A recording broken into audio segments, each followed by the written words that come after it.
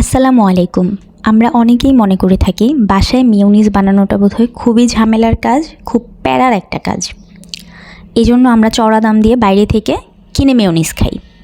কিন্তু trust me, আপনি বাসায় যদি এই রেসিপিটা ফলো করেন, এই মিউনিসটা যতটা স্বাস্থ্যকর হবে, সুস্বাদু হবে এবং খুবই অল্প সময়ে সহজভাবে বানানো যাবে। তো চলে যাই আমার রেসিপিতে। তো আমি এখানে 2টা ডিম পোচ করে নিয়েছি। কাঁচা ডিম দিয়েও মেয়োনিজ করে, কিন্তু কাঁচা ডিমের মেয়োনিজটা আমার কাছে মনে হয় একটু গন্ধ গন্ধ লাগতে পারে। জাস্ট মনের খুঁতখুঁতানির জন্য আমি ডিম পোচ করে তৈরি করছি। তো ডিম পোচ করে নিয়ে আমি ব্লেন্ডার জারে দিয়ে দিলাম। তার মধ্যে আমি 2 টেবিল চামচ গুঁড়া দুধ, 1 টেবিল চামচ চিনি, পরিমাণ মতো লবণ, একটু গোলমরিচের গুঁড়া আর লেবুর রস দিয়ে দিলাম এখানে। দিয়ে আমি এটা ব্লেন্ড করে নিচ্ছি। আর ব্লেন্ড করার সময় কিন্তু একটু থেমে থেমে ব্লেন্ড করতে হবে 4-5 বারে, তাহলে এটার ঘনত্বটা, ক্রিমি ভাবটা চলে আসবে।